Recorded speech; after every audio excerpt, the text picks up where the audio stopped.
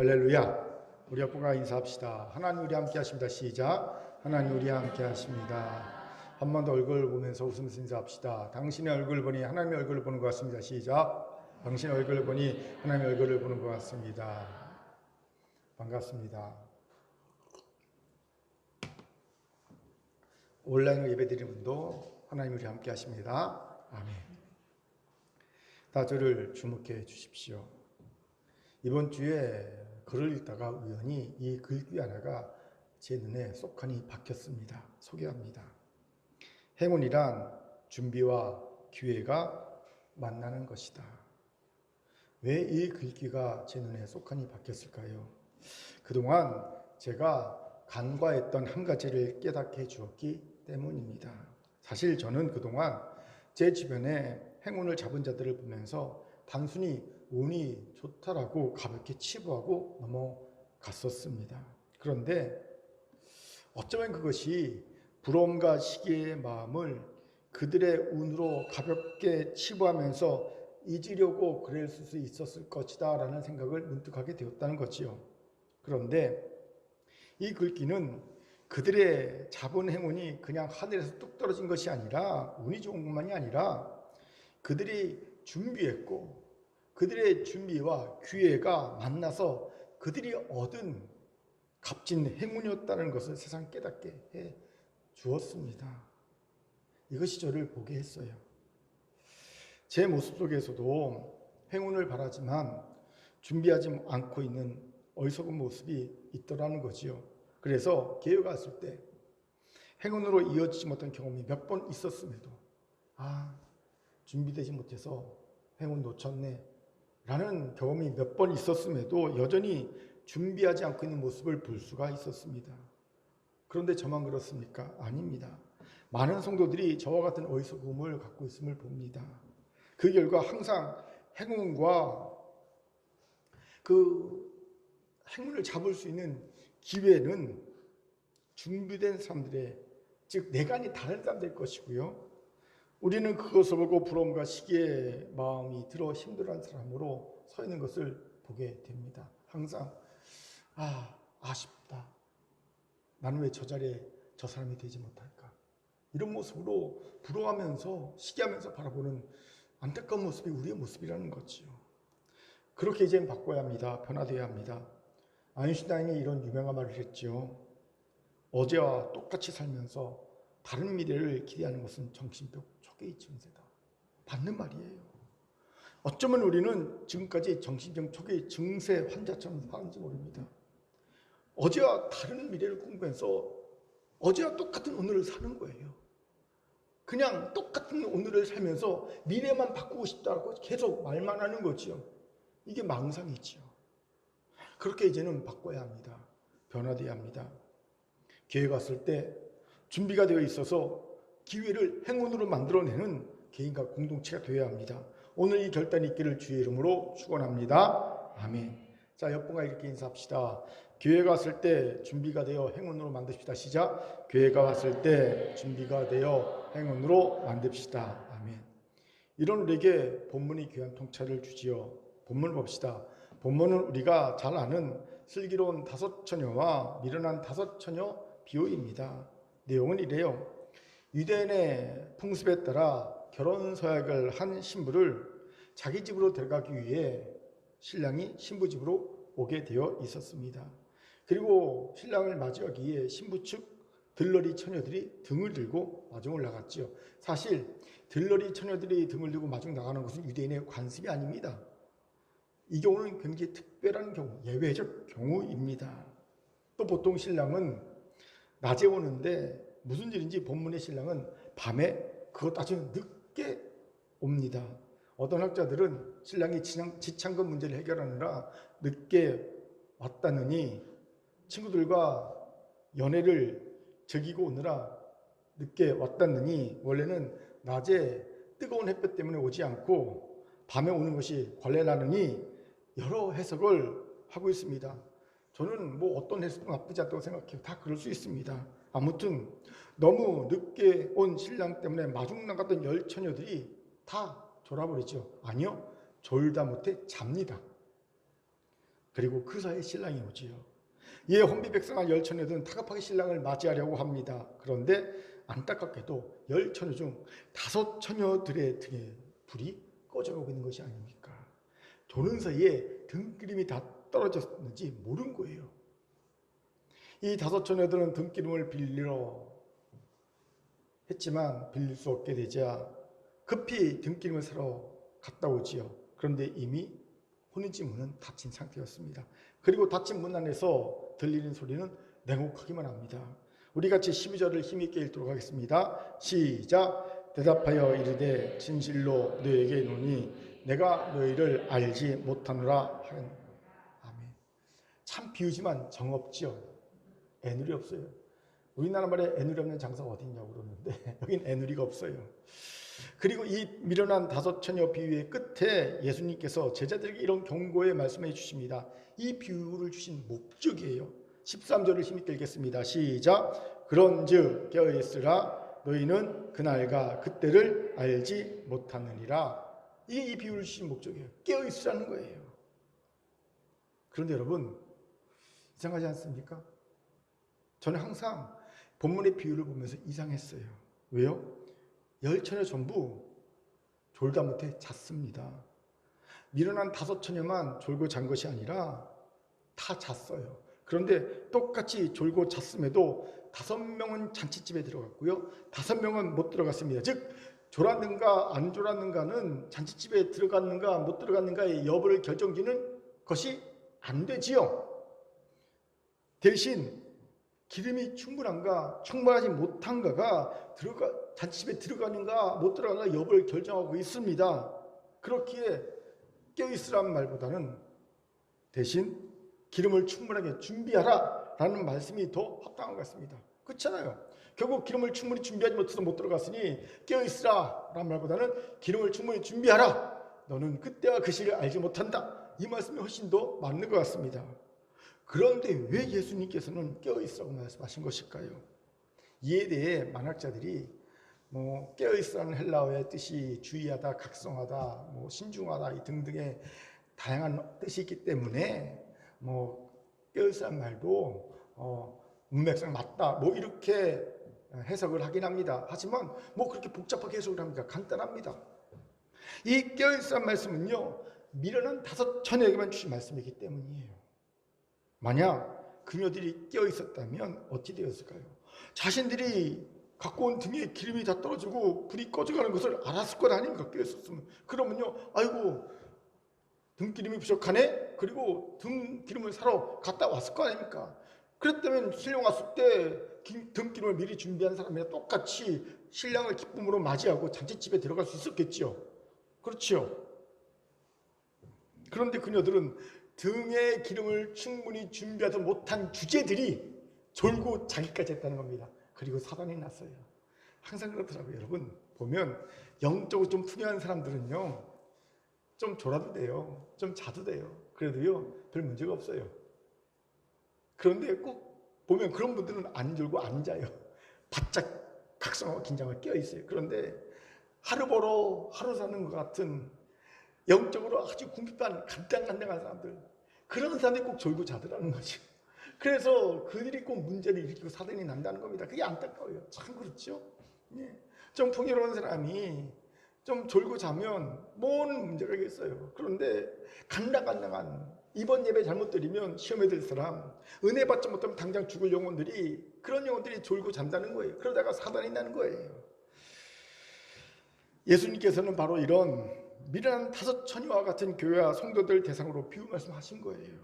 그러니 깨어있으라는 겁니다. 그녀들이 깨어있었으면 등기름을 준비할 수 있었기 때문입니다. 그렇게 깨어있으라는 말씀은요 사실 깨어있어 준비하라 라는 말씀으로 해석해도 하등 이상할 게 없어요. 아니요, 오히려 그것이 더 정확합니다.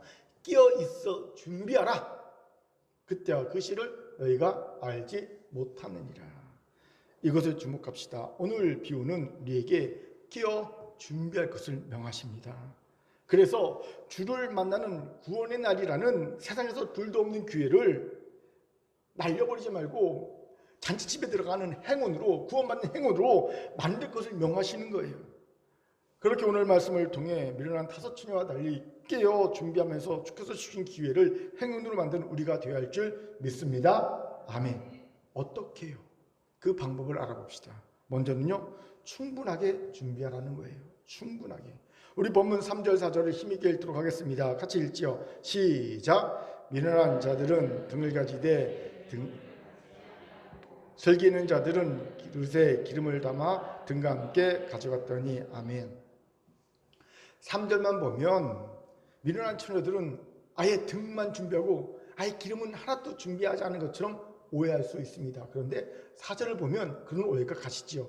4절에 보면 지혜로운 다섯 처녀는 등에 기름도 넣고 그리고 또 따로 여분의 기름을 그릇에 담아서 준비해 갔다는 것을 볼 수 있습니다. 즉 이걸 통해 미련한 다섯 처녀는 그냥 등에 기름을 넣고 여분의 기름을 그릇에 담아 준비하지 못했다는 것을 알게 됩니다. 여기서 질문이 생기죠. 왜 이 미련한 다섯 처녀는 여분의 기름을 준비하지 않았을까요? 다른 다섯 처녀들은 여분의 기름을 준비했을 텐데 왜요? 신랑이 설마 그렇게 늦게 올 줄 상상도 못했기 때문입니다. 신랑이 그렇게 늦게 올 줄 알았다면 여분의 기름 준비했겠죠. 설마 늦어도 저렇게 늦을까 상상도 못했던 겁니다.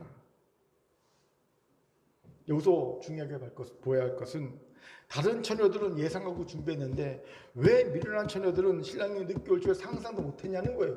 왜요? 그들은 왜 그걸 상상하지 못했을까요? 예상하지 못했을까요? 스스로 속았기 때문입니다. 배에 닷이지요. 닷 내림 효과라는 심리학 용어가 있어요. 1974년 카네만과 트버스키라는 심리학자가 아주 재미있는 실험을 했어요.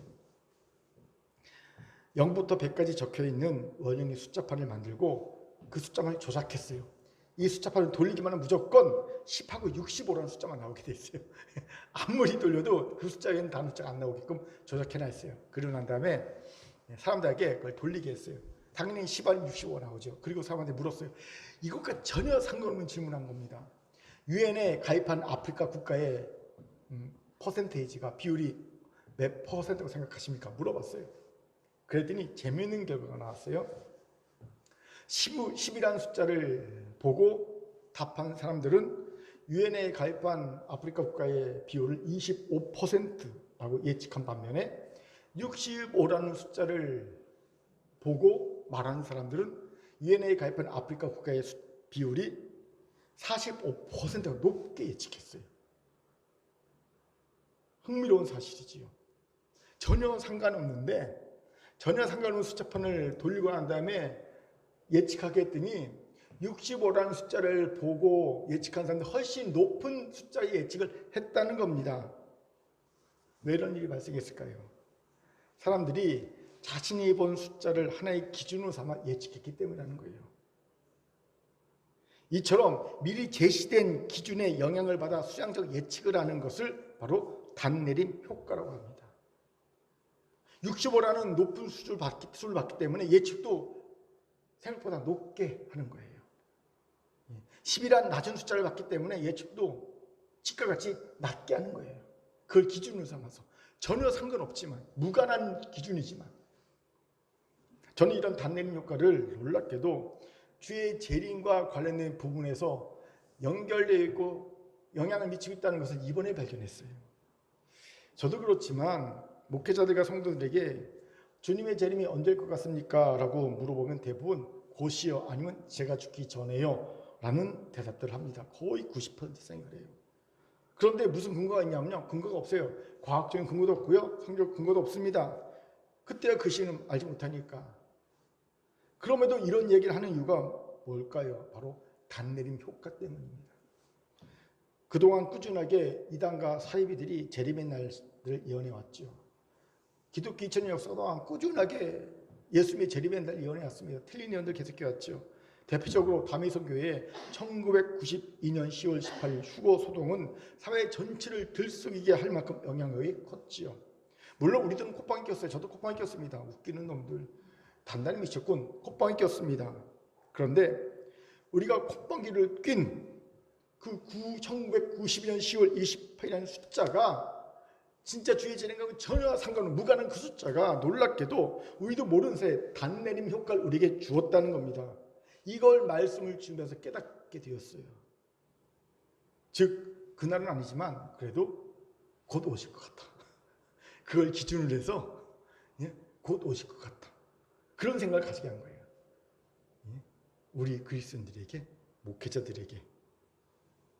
그리고 그 결과로 많은 성도와 교회들이 등기름을 충분히 준비함에도 적당히 준비하는 미련한 5처녀와 같은 결과를 낳게 되었음을 보았어요. 얼마 전 어떤 목사님과 이야기를 나누다가 목사님 노후 준비 이렇게 하셔야지요. 노후 설계에 대해서 제가 얘기를 드렸더니 이런 얘기를 하더라고요. 주님이 곧 오실 거라 저는 이런 준비 필요 없어요. 그분은 20년에 온다는 거예요. 20, 30년 안에 반드시 오시자는 거예요. 그러니까 나는 아무런 준비 없어도 된다. 어차피 20, 30년 뒤에 죽어도 산을 올라갈 거니까. 구체적으로 하나님이 주신 어떤 계시의 말씀이 있어서가 아닙니다. 그냥 막연하게 그럴 거라는 정말 이 단어가 정확하대요. 느낌적 느낌으로. 그냥 막연하게 느낌적 느낌으로 그런 얘기 하더라고요. 그런데 이 목사만의 경우일까요? 아닙니다. 그게 그냥 많은 사람들이 은연중 하는 생각이 그래요. 단내림 효과에 속고 있다는 생각이 들었어요. 그렇습니다. 사단은 단내림 효과를 통해 성도와 교회를 속이고 있습니다. 그래서 주님이 오실 때까지 기름을 충분하게 준비하지 못하게 합니다. 그럼 충분하게 준비할 기름은 도대체 뭘까요? 사단이 충분하게 준비하지 못하게 하는 기름은 뭡니까? 전통적인 해석은요. 등은 종교생활, 교회, 외적인 어떤 형식을 의미하고요. 기름은요. 성령 충만함, 하나님과의 내적인 교제, 성도의 올바른 거룩한 삶 등을 해석해 왔어요. 틀린 해석이 아닙니다. 그래요. 사단은요. 이걸 못하게 합니다. 성령 충만함, 성도의 하나님과의 깊은 교제, 그리고 성도의 거룩한 삶 이거 못하게 합니다. 이걸 충분하게 준비하지 못하게 합니다. 하지만 오늘 말씀을 놓고 기도할 때 하나님께서 전혀 다른 해석을 저에게 주셨어요. 그것이 뭐냐면요. 급변하는 세상 엄청나게 바뀌고 있잖아요. 미래 세계 이거를 이끌고 나가며 이 땅에 하나님 나라를 만들어 가야 하는 것이 바로 기름이라는 거예요. 이런 해석을 주셨습니다. 이 해석이 제게 도전이 되었습니다. 왜요? 사실 제게도 이 교회를 몇십 년 잘 유지하다 보면 주님이 재림하시면 천국 가지 뭐 이런 마음이 제게 있었거든요. 내 때에 주님 오실 거야. 그러면 뭐 특별히 뭐 다른 거 할 게 뭐가 있어요. 주님 내 때 오시는데 이대로 잘 교회 유지하다가 책망받지 않게 잘 유지하다가 딱 주님 오시면 이리 오너라 그러면 올라오라 그러면 싹 올라가서 휴거가 돼서 주님 천국에 들어가지 뭐 이런 마음이 제 안에 있었다는 거예요. 그러다 보니 제 관심에는요. 급변하는 미래 세상에 대해서 별 관심이 없어져요. 희미해져 가는 겁니다. 왜요? 내 세상이 아니에요. 그건 올 세상이 아닌 거예요. 100년 뒤? 그거는 있을 세상이 아니야. 30년 뒤, 40년 뒤 내가 그때까지 주님 오시지 않을까? 뭐 이런 생각이 있는 거죠. 그런데 저만 그런 것이 아니더라는 거지요. 많은 성도와 교회들이 급변하는 세상에 대해 별 관심이 없습니다. 이대로 가면 30년 뒤에 한국교회는 망합니다 해도 무반응하는 겁니다. 왜? 30년 뒤까지 하나님이 주님이 재림하시지 않을까? 오실 것 같은데? 라는 마음이 있기 때문에 30년 뒤에 교회가 한국교회 무너집니다. 교회학교가 없어집니다. 그래도요 별 반응이 없어요. 목사님들이 성도들이 별 반응이 없어요. 이러니 급변하는 세상을 이끌어 나가며 이 땅에 하나님 나라를 만들어가는 게 뭘 관심 있겠습니까? 그냥 오늘 이 자리에서 열심히 예배드리고 기도하고 뭐 그러고 사는 것이죠. 사단이 쾌재를 부를 일입니다. 여기에서 남목사가 주의 재림을 기다리지 않는다고 오해하지 마십시오. 저는요 누구보다도 주의 재림을 기다립니다. 마라나타 주 예수여 어서 오시옵소서라는 초대교회 성도들의 신앙 고백이 제 신앙 고백이기도 합니다. 그리고 제가 정직하게 단내림 효과가 아닌 제가 보는 성경 해석이나 주변의 상황들, 세상에 돌아가는 모습들을 면밀히 관찰해 보면 단내림 효과가 아니라 정말 주의 재림이 얼마 남지 않았구나라는 생각을 개인적으로 합니다. 하지만 저는 분명히 합니다. 그때와 그 시는 아무도 모릅니다. 이건 그냥 제 남목사의 개인적인 해석이고 견해일 뿐이죠. 그건 하나님의 주권에 속겠습니다. 누구도 모르는 거예요. 그렇게 우리는 급변하는 세상 속에 살아갈 교회와 성도의 삶을 준비해야 합니다. 이 땅에 하나님 나라를 건설하는 이 사명, 이 기름을 준비합니다. 충분히. 그런데 현실은 준비가 하나도 되어 있지 않아요. 마치 기름을 준비하자고 등만 준비한 미련한 다섯 처녀와 같습니다. 저는 너무 답답한 게 세상은 너무 급변하고 있는데 얼마나 빨리 변하고 있는지 몰라요. 그런데 교회와 성도들은요, 그냥 100년 전 가치관과 생각을 그대로 갖고 있어요. 이대로 있어도 되는 것 같아요. 그러니 점점 이 세상에서 아이솔레이트, 개토화, 고립화, 분리되고 있는 거예요. 점점 분리되고 있는 모습 보입니다. 저는 이 점에서 큰 교회가 사회적 선교라는 배를 띄운 것이 놀라운 은혜임을 참 깨닫습니다.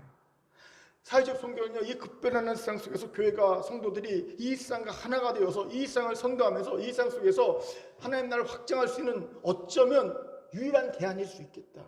지금까지 나온 최고의 대안일 수 있겠다는 생각을 개인적으로 합니다. 그래요. 제가 기도하면 느끼기에 사회적 선교만이 사실은 이 급변한 세상 속에서 교회가 세상 속에서 함께하며 세상을 선도하며 하나님 나라를 만들어 나가는 어쩌면 유일한 대안, 지금까지 나온 최고의 대안일 수 있다는 생각을 합니다. 더욱 그 생각이 강해지는 거예요. 기도하면서. 그걸 하나님 우리에게 주셨다는 거예요. 그렇게 사랑하는 큰 교회 성도 여러분, 우리 주께서 오실 때까지 인내하면서 충분히 준비합시다. 등기름이 전통적으로 상징하는 성령의 충만함, 하나님과의 교제, 성도의 거룩한 삶만이 아니라 급변하는 세상 속에서 하나님 나라를 만들어갈 성도와 교회의 삶도 함께 충분히 준비합시다. 궁금하죠? 그럼 충분히 도대체 어디까지를 말합니까? 충분히 준비하자는데 도대체 뭘 어디까지 충분히 준비하는 겁니까? 간단합니다. 슬기로운 다섯 처녀가 신랑을 만날 때까지의 기름을 충분히 준비했듯이 우리가 준비한 일을 통해 하나님을 만날 때까지가 충분히입니다. 그래요. 우리가 충분히 준비하다 보면 어느새 하나님이 우리와 함께 하시면서 우리를 돕고 계시다는 것을 깨닫게 될 겁니다. 그때까지 충분히 기도합시다. 그때까지 충분히 말씀을 묵상합시다. 그때까지 충분히 열심을 냅시다. 그때까지 충분히 헌신합시다. 이미 큰 교회는 사회적 선교라는 방법을 하나님이 알려주셨잖아요. 사회적 선교라는 개념을 갖고 일하고 있는, 움직이는 교회는 아직 없어요. 한국 교회 아직 없어요. 사회 선교만 하지 사회적 선교라는 개념으로 위원회를 만들고 뭔가를 하려고 그런 교회는요 아직 한국 교회 없어요. 이 사회적 선교를 위해 충분히 기도합시다. 충분히 말씀 묵상합시다. 충분히 열심을 냅시다. 충분히 헌신합시다. 하나님을 만날 때까지. 그래서 소수만의 것이 아닌 모든 성도들이 슬기로운 다섯 처녀가 되어 하나님이 주신 기회를 행운으로 만들어 누리며 주께서 다시 오실 때 혼자제 참여하는 놀라운 기쁨, 당당한 참여를 하는 놀라운 기쁨 누리기를 주의 이름으로 축원합니다. 아멘. 옆분과 인사합시다. 등기름을 충분히 준비합시다. 시작. 등기름을 충분히 준비합시다. 아멘. 두 번째로 깨어 준비하여 기회를 행운으로 만들기 위해서는 남에게 의존하지 말아야 한다는 거예요. 남에게 의존하지 말자. 우리 8절을 힘있게 같이 읽도록 하겠습니다. 시작. 미련한 자들이 슬기는 자들에게 이르되 우리 등불이 꺼져가니 너의 기름을 좀 나눠달라 하거늘. 아멘. 보세요. 조는 사이에 신랑은 왔고 등불은 꺼져가는데 기름이 없는 미련한 다섯 처녀는 슬기로운 다섯 처녀에게 기름을 빌리기와 같지요. 아주 간절하고 긴급하다고 말합니다. 좀 빌려달라. 하지만 이들의 간절하고 긴급한 요청은 단칼에 거절당하죠. 어느 본문에 보면 좀 정이 없는 모습이 두 군데나 나와요. 그렇죠? 여기에 단칼에 거절하고 단칼에 내가 너를 도무지 알지 못한다. 그런 말씀이 나옵니다. 이것에 주목합시다. 주를 맞을 준비는 철저히 개인의 몫입니다. 누군가에게 빌릴 수가 없습니다. 그래서 하나님은 자녀만 있지 손자는 없다는 말이 있는 거예요. 하나님은요 자녀만 있지 손자는 없습니다. 누군가의 덕으로 구원받을 수 있는 것이 아니라는 사실을 쉽게 표현해 주는 말이 아닌가 싶습니다. 그런데 우리는 종종 이 부분에서 착각합니다. 대표적 천주교인들이 공덕을 빌려 하잖아요. 성인으로 추앙받은 사람들은 자기를 구원하고 남만한 공덕을 쌓은 사람이잖아요. 그들이 생각하기에. 그러니까 그들에게 넘친 공덕을 빌려서 내가 구원받고 싶은 이들이 많아요. 여러분 천주교 성당 가면요 성인들의 동상이 이렇게 서 있지요. 그러면 발등상 보세요. 발등상이 다 달아 있어요. 하도 사람들이 쓰다듬고 키스를 해서. 왜 그렇습니까? 성인들의 동상에 발에 발등을 쓰다듬고 키스하면서 비는 거예요. 당신의 남는 공덕 좀 나에게 좀 나눠주세요. 그래서 나 좀 구원시켜 주세요. 이거예요 지금 계속. 이 얼마나 한심한 일입니까? 예. 그런데 차이는 있지만 우리에게도 그런 모습이 있다는 거지요. 저는 종종 중보기도를 부탁받습니다. 그런데 그중 간혹 중보기도가 아니라 아주 위임기도를 하는 분, 위임기도 부탁하는 분이 있어요. 나는 기도 안 하고 목사님만 다 해주세요. 이런 위임기도를 부탁하는 분이 있어요. 이런 분은요, 그 기도가 자기에는 아무 유익이 없어요. 왜요? 내가요, 기도를 해줍니다. 그러면 본인이 기도 안 하면요, 내가 빈 기도는요, 그 사람한테 안 가고 도로 나한테 돌아옵니다. 내게 복으로 와요. 그럼요, 2배의 복을 받는 거예요. 중보 기도한 자의 복을 받고요, 내가 중보한 내용이 그게 가지 않고 도로 나한테 돌아와서 그 복도 받고. 그러니까 저는 좋아요. 위임 기도 받으면 저는 좋아요. 기도해주면 2배의 복을 받으니. 하지만 기도, 위임 기도 부탁하는 사람은요, 아무 유익이 없는 거예요. 말짱 도루묵인 거예요. 그러니까 중보 기도를 부탁하면요, 본인도 같이 기도해야 되는 거예요. 위임 기도는 해서는 안 됩니다. 그래도 이건 그나마 낫습니다. 간혹 보면 구원의 무인승차를 꿈꾸는 일이 있어요. 구원의 무인승차. 내 부모님이 믿음이 좋으니까, 내 아내가 내 남편이 믿음이 좋으니까 나는 곁다리로 구원받지 않을까라는 생각을 은연중에 한다는 거예요. 실제로 이런 일이 있었어요. 교육부서 교사를 하는 여자 집사 남편인데 설렁교회를 다니는 분이셨어요. 그 집에 가서 신방 예배를 드린 후에 제가 신방 때 설교를 구원에 대한 설교를 했기 때문에 이런 얘기를 했어요. 온 가족이 다 구원 받으셔야지요. 웃으면서 얘기했어요. 그랬더니 그 남편분이 웃으면서 이런 대답을 합니다. 우리 아내가 그리 열심히 봉사하는데 설마 내 자리 하나 정도는 못 구하겠습니까? 그러는 거예요. 물론 농담이겠지만 은연중 아내의 믿음을 의지하고 있는 마음을 읽을 수 있었습니다. 이건 진짜 큰일 날 착각입니다. 물론 믿음 좋은 배우자가 믿음이 연약한 배우자를 거룩하게 할 수 있어요. 하지만 이 경우도 결국 본인의 의지에 있는 결단이 있어야지 이게 가능하죠. 내가 의지의 결단이 없는데, 본인 의지의 결단이 없는데 배우자만 믿음이 좋다고 배우자가 그를 거룩하게 하고 그를 구원시킬 수 없다는 겁니다. 그런데 구원만 남에게 의존하지 말아야 하는 것이 아니에요. 또 의존하지 말아야 할 것이 있습니다. 바로 하나님이 주신 여러 기회들입니다.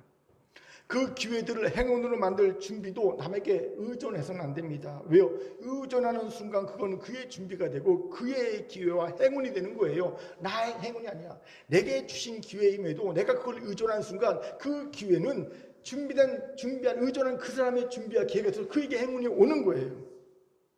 그렇게 기회를 행운으로 만들 준비를 남에게 의존해서는 안 됩니다. 그래서 질문이 생기죠. 목사님 도움을 받아도 안 됩니까? 되지요. 도움 받아도 됩니다. 그런데 도움은요, 부족한 부분에 대해 도움을 받지만 내가 주도적이 되는 거예요. 그래서 준비하기 때문에 실질적으로 어떤 감정적으로 내가 주체가 되는 겁니다. 하지만 의존은요 달라요. 의존은 내가 그게 의존하는 순간 그가 주체가 되는 거예요. 실질적으로 감정적으로 그가 주체해서 그가 준비하는 것이 되고요. 그의 기회가 되는 거예요. 그래서 그의 행운이 되고 마는 거예요. 그래서 우리가 도움을 받을지언정 의존하지 말아야 합니다. 그렇게 여러분 어렵게 힘들겠지만 내가 준비해야 되는 거예요. 우리가 준비해야 되는 거예요. 기회 왔습니까? 그 준비는 우리가 하는 거예요. 그래서 우리의 행운을 만들어야 되는 거예요. 그러면 나도 모르는 사이에 우리의 역량이 커집니다. 저는 개척하면서 이걸 경험한 바 있어요. 완전 단독 개척이었잖아요. 어느 단체나 교회가 후원해 주지 않는, 그 당시 기억으로는요 한 몇만 원 후원해 주는 몇 분이 있었어요. 그 위에는요 정말 단독 개척이었어요. 그런데 오히려 그렇기 때문에 우리 교회가 빨리 자립할 수 있었어요. 그 은혜를 경험할 수 있었어요. 저는 이 영상을 본 적이 있는데, 누에고치에서 호랑나비가 나올 때 정말 힘들게 애써서 그 누에고치 찍고 나오지 않습니까? 예. 근데 영상 속의 사람이 칼로 불쌍하다고 누에고치를 이렇게 쭉 찢어줘요. 그러면 뇌 꽃이 호랑나비가 조금 더 빨리 편하게 나오잖아요. 진짜 편하게 나와요. 힘들게 안 나오고. 그 남자는 좋아하죠. 찢어주니까. 근데요, 이게 웬일입니까? 호랑나비가 날지를 못해요. 호랑나비가 날 수 있는 그 날개의 힘은요, 언제 생기냐면 이 힘들게 뇌고치를 찢으면서 나올 때, 그때 생기거든요.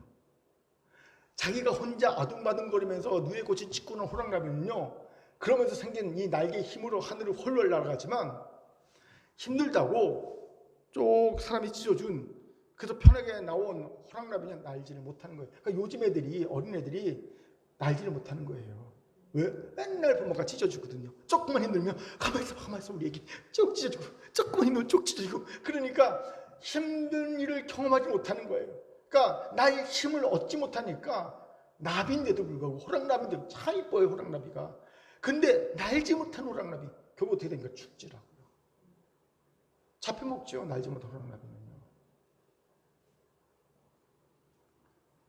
그렇게 여러분, 저는 지금까지 큰 교회가 그래왔듯이 우리에게 주신 사회적 선교라는 비전과 사명, 힘들고 어렵더라도 하나님만 의지해서 우리의 힘으로 준비한다고 다시 깨닫습니다. 이건 누구한테 의존할 게 아니구나.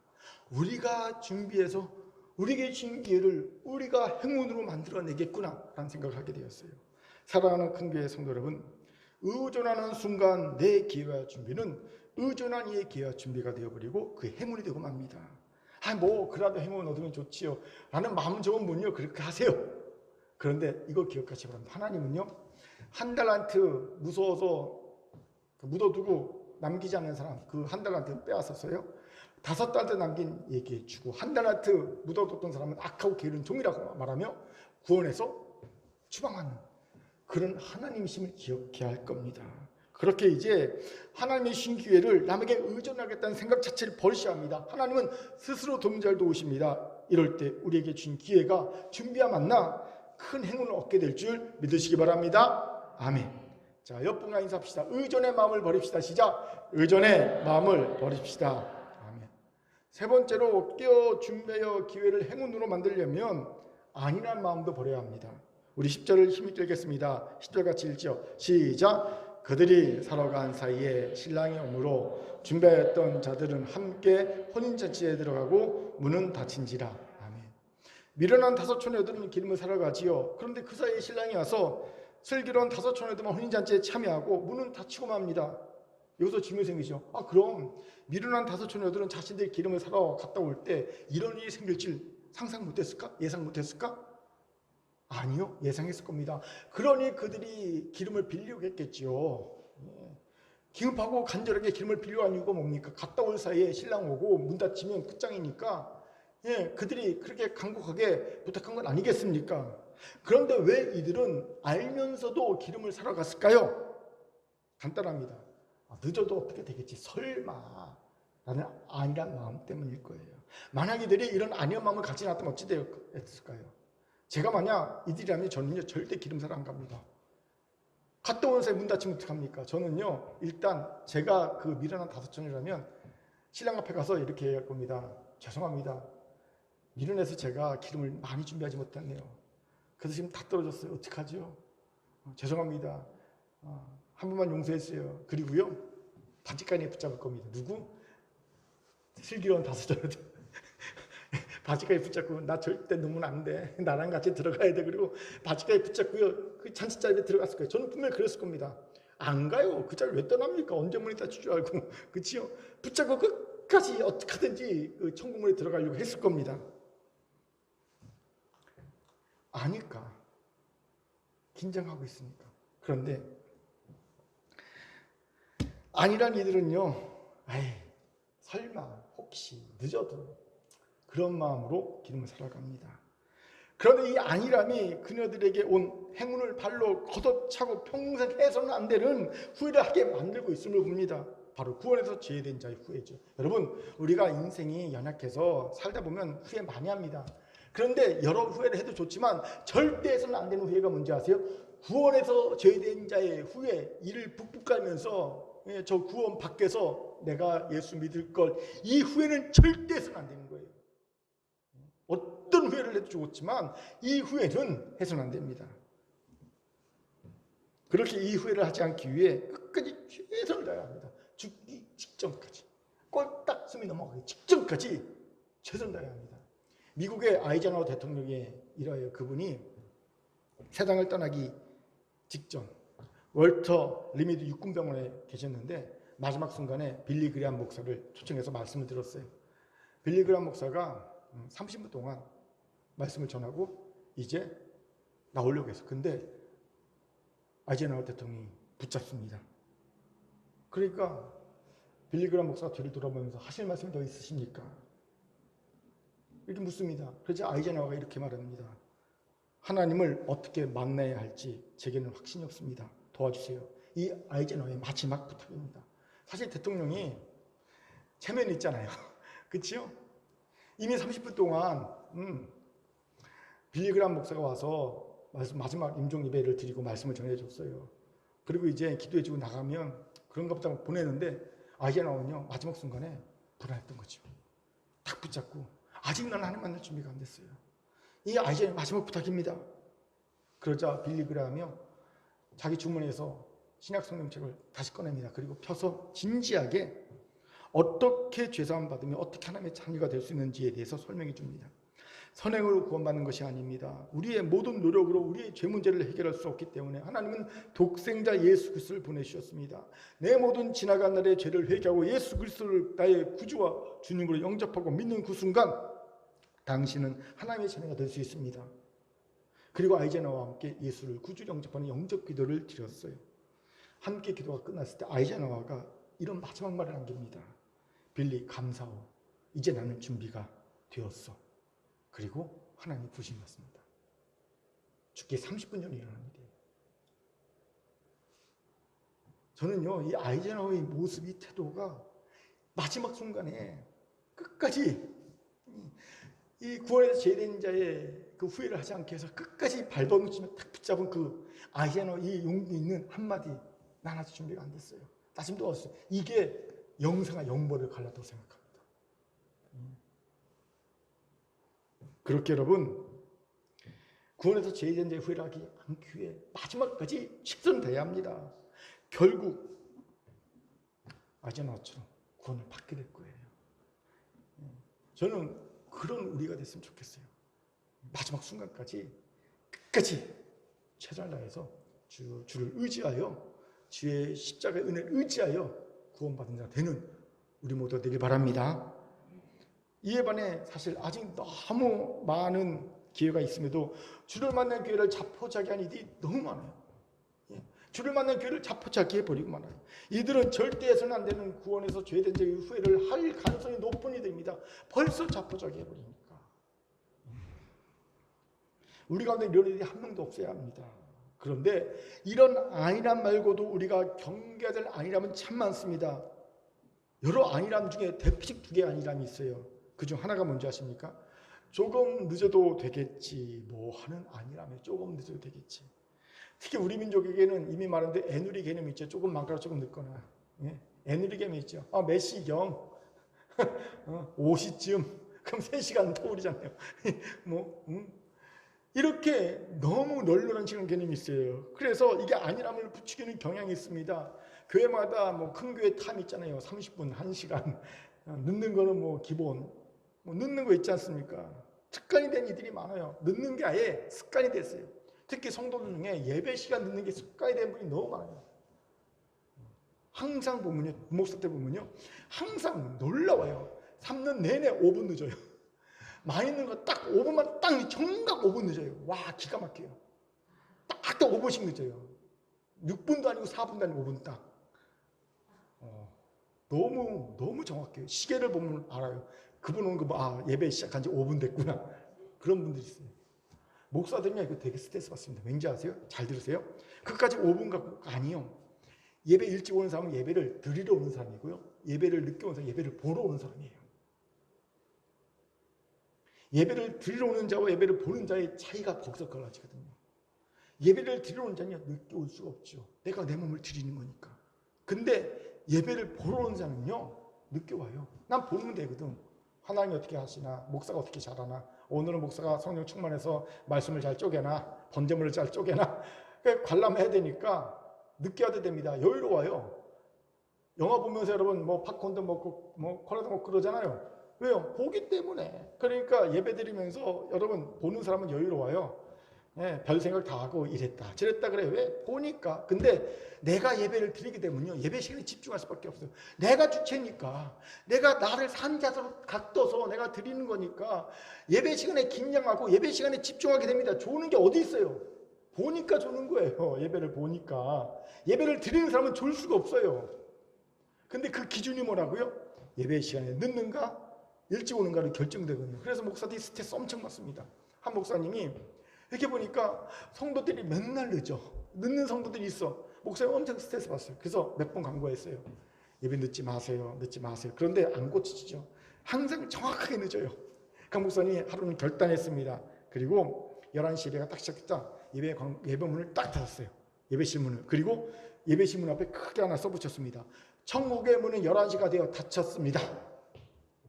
안 열어준 거예요. 성도들이 항상 정시에 늦게 왔는데 예배문이 닫힌 거예요.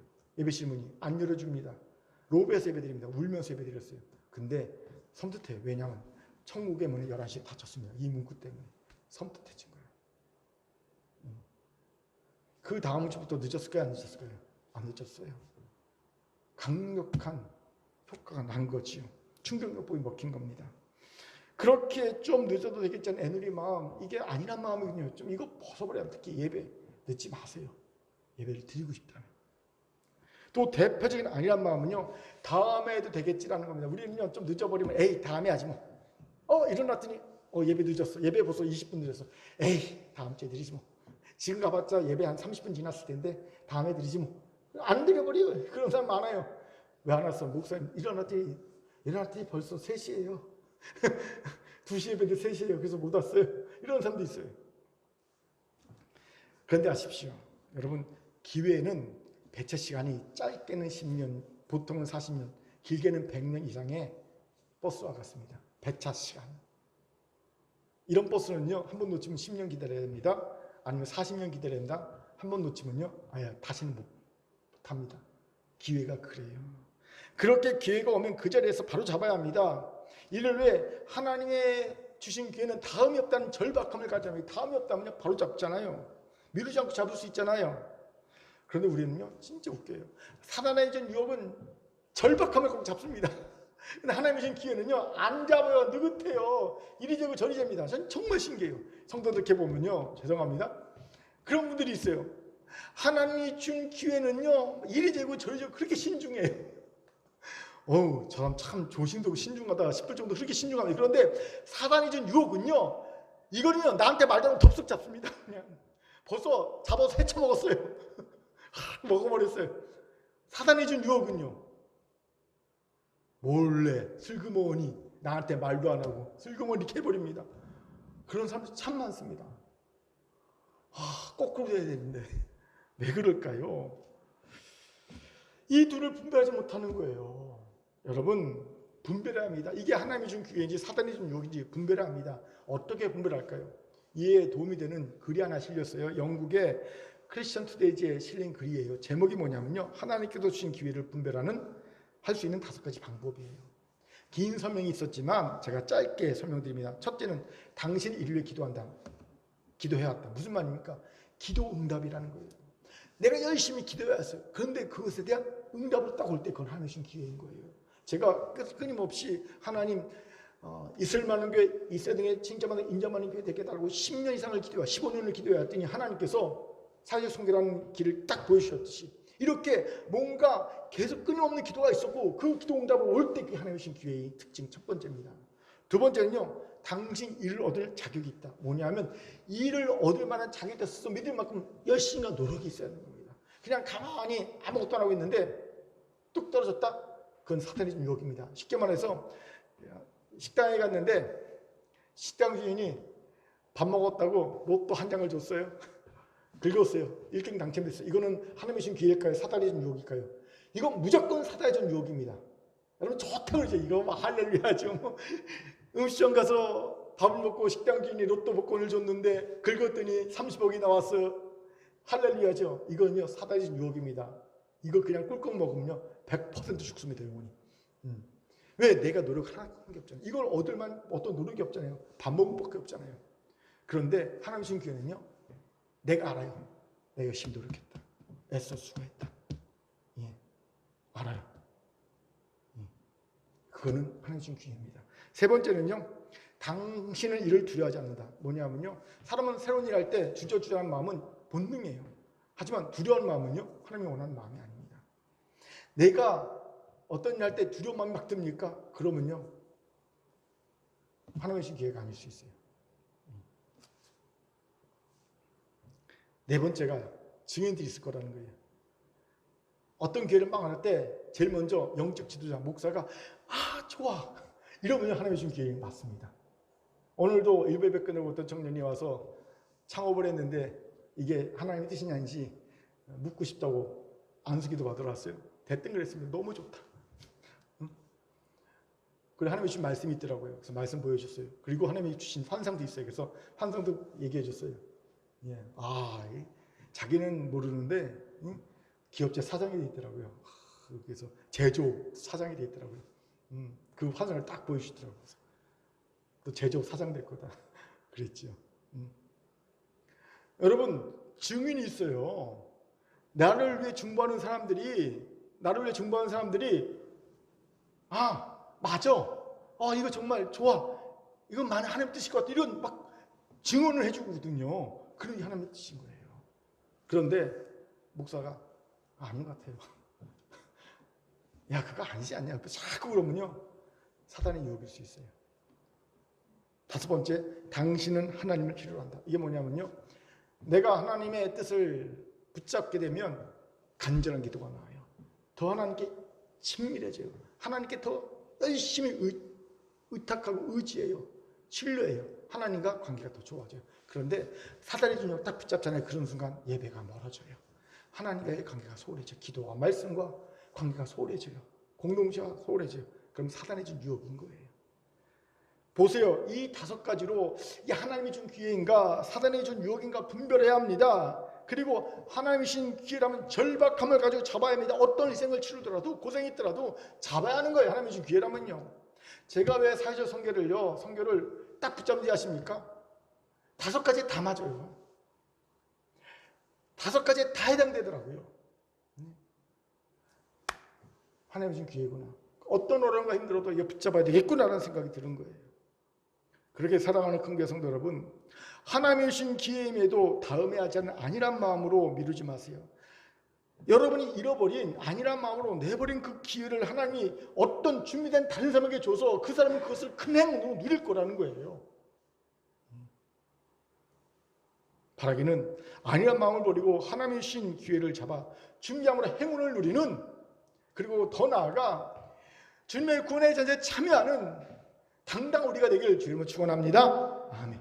옆분과 인사합시다. 안일한 마음을 버리십시다. 시작. 안일한 마음을 버리십시다. 이제 말씀을 마치죠. 수요예배 때 오신 분은 아시겠지만 그때 잠깐 소개했는데 며칠 전에 제 눈을 확 띄게 하는 기사가 났어요. 정부에서 신규 주택 부지를 선정해서 발표했어요. 그런데 경기도 의왕시, 초평동, 월암동, 삼동과 군포시, 도마교동, 부곡동, 대암이동, 안산시, 건건동, 사사동 이런 586만 평방미터에 약 4만 1,000가구가 공급된다는 기사였어요. 일기 신도시 평촌 신도시와 똑같아요. 거의. 평촌 굉장히 넓죠. 평촌과 똑같은 신도시가 지금 의왕, 여기 송부동, 도마교동, 안산, 사사동, 건동, 대암이, 부곡 이쪽에 생긴다는 거예요. 특히 눈에 띄는 게 뭡니까? 도마교동, 사사동. 우리 식당에서 보면 저 뒤에 있는 그 토지들, 농지, 그치요? 제가 저기를 사고 싶어서 안복까지만 아실 겁니다. 작년도 아실 겁니다. 매일 땅밟기 하면서 이거 몇 원 사고 싶다. 이거 나왔는데 저 부동산 알아보고 지적도 떼어보고 맨날 돌아다녔어요. 제가 생각하기에 저거는요 보존 가치가 없는 자연 녹지거든요. 형 무조건 개발되거든요. 근데 그러니까 저기 사놓으면 될 것 같아요. 예. 근데 내 생각에는요, 그래도 좀 시간이 좀 걸리겠지. 그랬는데 아이고 이거 웬걸 한 1년 만에 저렇게 딱 발표가 나버리니 이제 살 수도 없어요. 예.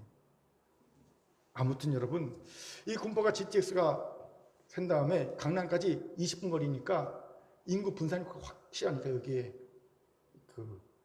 이런 대규모 신규 주택 부지가 선정된 것 같아요. 그 덕분에 이제 우리 집도요, 제가 수요 때 뭐 얼마 전에 그 3천 올랐다고 했잖아요. 그 말한 지 하루 만에 또 1,000만이 또 올랐어요. 이 정부는요, 가만히 있어도요, 부자 만들어줘요. 참나. 예? 좋은 건지 나쁜 건지. 예? 그런데 이거는 우리 교회는 특별한 기회입니다. 여러분, 적어도 저 뒤편에 5,000세대 이상이 더 들어온다는 거거든요. 지금 여기가 5,000세대잖아요. 이 5,000세대와 보다 더 많은, 적어도 그런 세대가 저 뒤에 들어온다는 거예요. 우리 교회 뒤편에. 어마어마한 교회죠. 인구의 유입. 종교도 생길 것이고, 그리고 당연히 여기 상가 가치가 오를까요? 내릴까요? 오를 수밖에 없죠. 상가 잘 샀어요. 오를 수밖에 없죠. 상가 가치 오를 거고요. 예, 인구가 유입되면 당연히 성도도 유입이 올 수밖에 없죠. 그런데 제가 고민이 생겼고 기도가 생겼어요. 고민과 기도. 왜요? 분명히 이건 하나님 우리에게 주신 행운이 맞는데, 이미 많은데 행운은요, 그냥 행운이 아니에요. 행운은요, 기회 갔을 때 준비한 자에게만 행운으로 이어지는 거지요. 기회 갔을 때 준비하지 않은 사람은요, 이 행운은요, 그게 행운이 아니에요. 준비는 다른 사람의 것이 될 수 있고요. 그는 그렇게 부러움과 시기에만 볼 수밖에 없다는 겁니다. 그렇게 뭘 준비해야 될까? 기회가 왔는데, 이건 우리 큰 교회에겐 다시 없는 기회일 수 있지요. 그렇죠? 40년 만에 올 수 있는 기회고, 어쩌면 100년 만에 올 수 있는 기회일 수 있고요. 이 기회가 왔는데 뭘 준비하지? 이런 고민된 기도가 절로 나오더라고요. 그럼 하나님께 물어봤어요. 하나님, 말씀을 주세요. 그러니까 하나님 뜻을 제일 먼저 알려면 말씀을 받아야 되잖아요. 말씀을 주셔야 하는데 하나님 오늘 말씀을 주신 거예요. 설교는 5천여, 미전은 5천여. 말씀하시더라고요. 그러면서 깨어 준비하라. 기회를 행운으로 만들어. 이런 말씀하시더라고요. 그러면서 아직은 희미하지만, 왜 하나님이 사회적 성교를 밀어붙이고 계신가? 어쩌면 사회적 성교를 밀어붙이고 있는 이유가 이때를 위한 준비하니까, 포석을 까는 것이 아닐까. 사회적 성교를 통해 우리가 이 송구동에서 거점이 되는 교회가 되고, 송구동에 영향을 미치는 교회가 돼서 이때를 위한 준비를 미리 하나님이 시키신 것이 아닌가라는 생각이 문득 드는 거예요. 희미하지만, 이게 우리가 할 준비구나. 그렇게 이제 우리 기회를 행운으로 만들게 준비합시다. 어떻게요?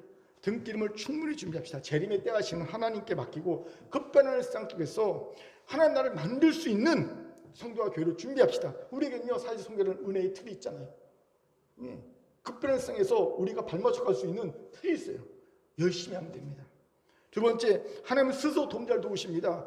여러분, 이걸 누구한테 맡기지 말고 우리 힘으로 우리가 스스로 준비하고 우리가 스스로 우리의 행운을 만드십시다. 하나님이 역사하실 겁니다. 세 번째, 하나님이 주신 기회라면 조금 늦어도 되겠지, 다음에 해도 되겠지라는 안일한 마음 버리고 절박함을 가지고 준비합시다. 바라기는 큰 교회에 주신 기회를 깨어 준비함으로 우리의 행운을 만들어 하나님 나라 이 땅에 이루고, 더불어 하나님이 주신 놀라운 구원자체에 당당히 참여하는 우리 모든 성도 큰 교회가 되기를 주의 이름으로 축원합니다. 하나님이 주신 말씀이었습니다. 아멘. 기도합니다. 사랑과 자비하는 참 감사합니다. 하나님이 주신 기회를 우리가 준비함으로 놀라운 행운으로 만드는 교회 성도들에게 도와 주옵소서. 하나님, 우리 가운데 있는 모든 부정적인 마음들, 아니라 마음들, 하나님 미루는 마음들 다 주 앞에 내려놓습니다. 주께서 우리 성령을 인도하여 주옵소서. 감사드리며 예수님 이름으로 기도합니다. 아멘.